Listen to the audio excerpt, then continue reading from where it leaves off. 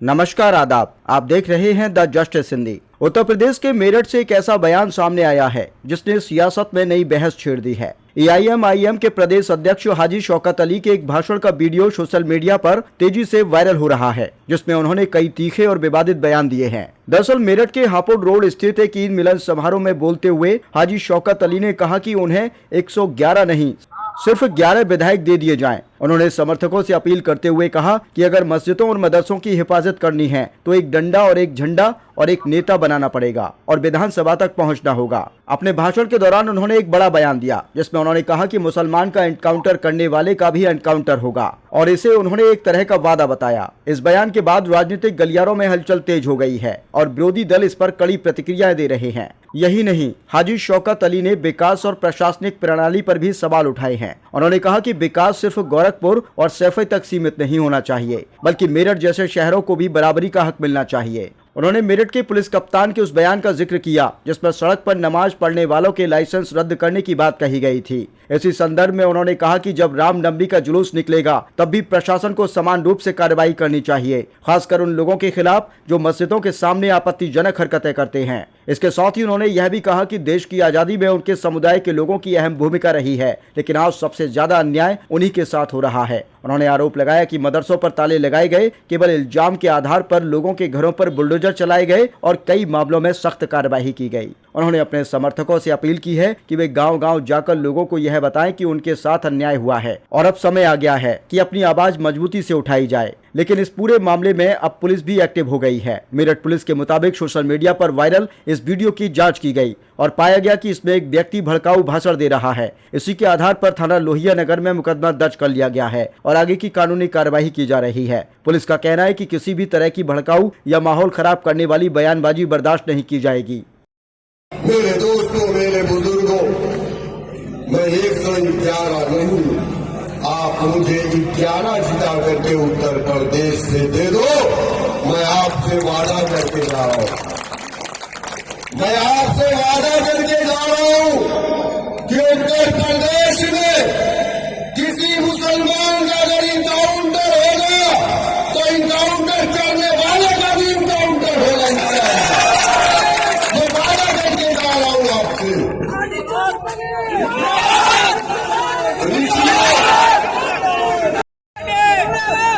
हम लोग अफ्तारी कर रहे हैं। पहले बोलते थे कि किसी मंदिर या मस्जिद से 200 मीटर की दूरी पर गोश्त की दुकानें या शराब की दुकानें होनी चाहिए।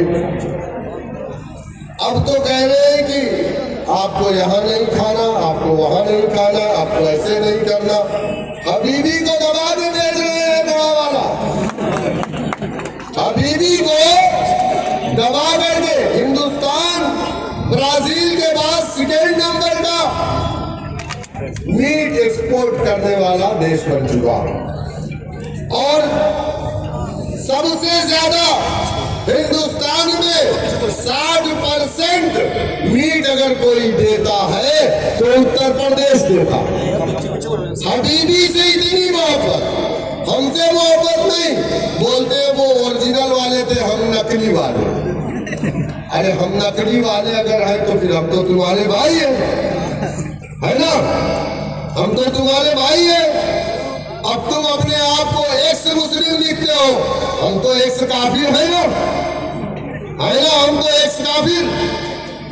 मेरे दोस्तों, मेरे बुजुर्गों, आप इस चीज को समझिए कि आज हिंदुस्तान का मुसलमान परेशान क्यों? इनके सारे त्योहार सड़कों पे होते, गणेश पूजा, दुर्गा पूजा, लक्ष्मी पूजा का पंडाल कहाँ बनता? कहाँ बनता? तो सड़क किसकी है? सड़क किसके टैक्स के पैसे से बनती? जनता के पैसे। लेकिन हमने कभी एतराज नहीं किया, हमने कभी जाकर के कंप्लेन नहीं किया, हमें कोई एतराज नहीं। 24 घंटे कीर्तन होते, हमने कभी एतराज किया? नहीं किया और हम नहीं करेंगे। 48 घंटे बचे, कोई इश्यू नहीं। लेकिन मेरे 2 मिनट की अजान पे तकलीफ क्यों तकलीफ? अजान से इंसान को तकलीफ नहीं होती, उलमाए किराम की मौजूदगी में कह रहा हूं, ये हमारा फेथ है।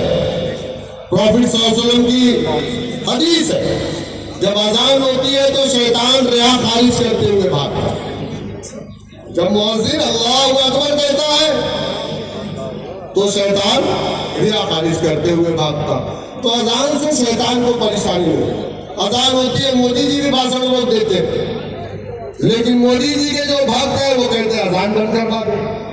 मेरे दोस्तों, मेरे बुजुर्गों, बरेली के अंदर मस्जिद घर के अंदर नमाज पढ़ रहे थे, उन पर FIR कर दिया मैडम ने, वहां के SSP साहब, SP साहिबा। देखिए, हम लोग 2027 के चुनाव के लिए तैयारी 4 सालों से कर रहे हैं और आज हम लोगों ने इस चीज़ का आगाज़ कर दिया है और हमने अपने वर्करों से कह दिया है, पार्टी के जिम्मेदारों से कह दिया है कि अब घरों में बैठने का वक्त नहीं है। ये जंग का वक्त है, सियासी जंग की शुरुआत हो चुकी है और हम लोग इंशाअल्लाह ताला घर घर, छोटे शहर, बड़े शहरों में, गाँव में जा कर के पार्टी के प्रचार प्रसार करेंगे और पार्टी के बहुत जल्द इंशाअल्लाह ताला हम उम्मीदवार की भी घोषणा करेंगे। देखिए, आपने यूपी के मेरठ में 1.25 लाख वोट पाए शहर से, अब वो वक्त है कि इनको फिर से संजो कर रखना है।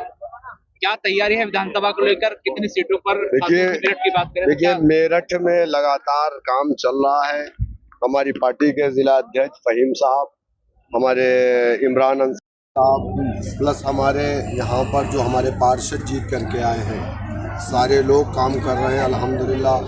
आप जा कर के वार्ड 80 को देखिएगा, जहाँ पर एक गैर मामूली काम किया है हमारे पार्षद ने, गुड्डू अंसारी ने, जहाँ काम ही नहीं बचा, इतना काम उन्होंने किया है। फजल करीम है, ये सारे लोग काम कर रहे हैं। इंशाल्लाह हम काम की बुनियाद पर मेरठ में इस मरतबा अपने विधायक जिता कर पेश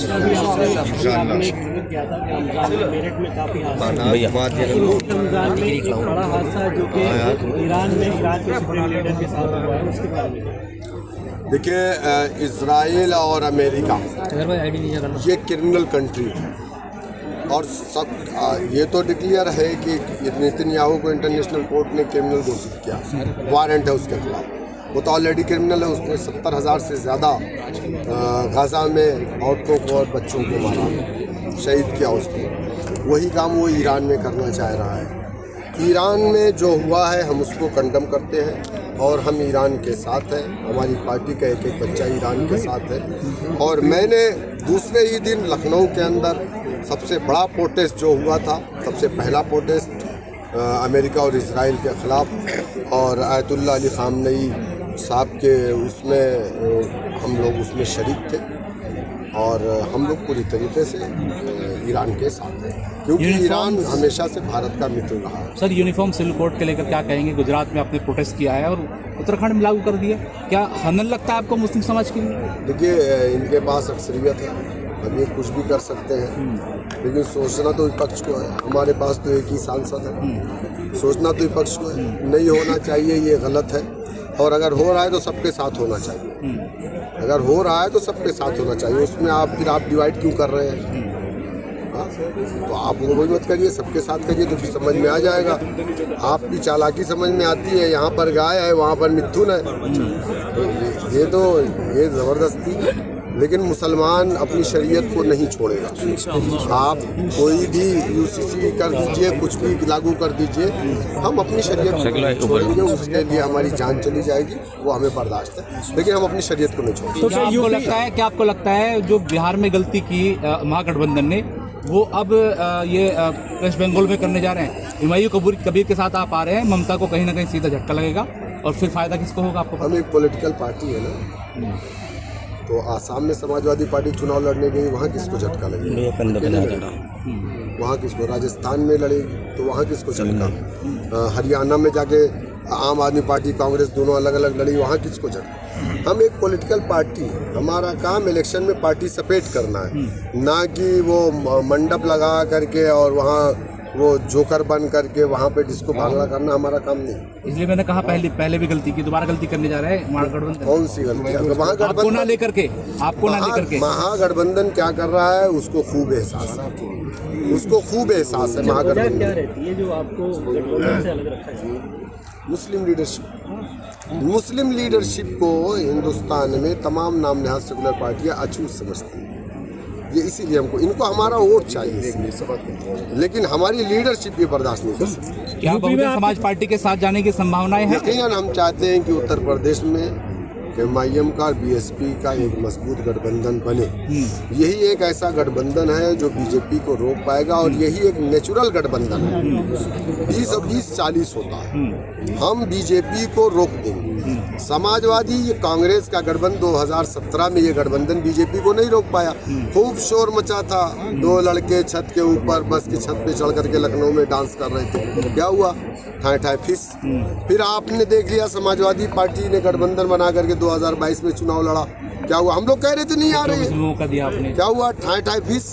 हम कह रहे थे 2027 में 50 से ज्यादा सीटें समाजवादी उसका गठबंधन नहीं जीतेगा। इसको लिख करके रख लीजिए आप, अगर ये अकेले चुनाव में। यूपी में यदि BSP साथ नहीं आती तो क्या सीटों पर लड़ेगी? क्या अकेले चुनाव लड़ेगी? 200 सीटों पर हम तैयारी कर रहे हैं। सीटों को भी चिन्हित कर लिया गया है। मुरादाबाद मंडल की सभी सीटें हैं, उसमें हम लड़ेंगे। पूरे उत्तर प्रदेश में लड़ेंगे, बुंदेलखंड भी लड़ेंगे, हाँ, पूर्वांचल में भी लड़ेंगे, मध्यांचल में भी लड़ेंगे, और पश्चिम की तो सभी सीटें लड़ेंगे इंशाल्लाह। जिस तरह के यूपी में हालात है, जो भाजपा की सहयोगी दल हैं वहाँ खलबली है, यदि उन दलों के कुछ लोग आपके साथ आते हैं तो क्या रणनीति होगी? किस तरह का देखिए, अभी बच्चा पैदा होगा तब नाम रखने के बारे में सोचेंगे। अभी तो कोई आया ही नहीं है। अब जब कोई आएगा तो बात करेंगे। जो भी आए, हमारी आइडियोलॉजी को जो पसंद करे वो आए, उसके लिए वेलकम है। उसका किसी भी समाज से उसका ताल्लुक हो, उससे कोई मतलब नहीं है। हर समाज, हमने पिछले इलेक्शन में 2022 में 22 नॉन मुस्लिमों को टिकट दिया था, जिसमें हमने ठाकुरों को दिया था, ब्राह्मणों को दिया था, दलितों को दिया था, पिछड़ों, सबको हमने टिकट दिया था। और हमारी पार्टी में है भी कई जिला पंचायत सदस्य है, दलित भी है, पिछड़े भी है। हमारे क्या नाम है आपका, हैदराबाद में भी हमारे कारपोरेटर है। विधानसभा चुनाव से पहले पंचायत चुनाव होने जा रहे हैं, उसकी क्या तैयारी है आपकी? हम लोग पूरी तरीके से तैयार हैं, पूरी तरीके से। देखे ना आप, आज निकाह वाली पगड़ी भी बन गई ना, आप देख लिए ना। तो हम पूरी तरीके से तैयार हैं। जिस दिन ऐलान करेंगे हम मैदान में हैं।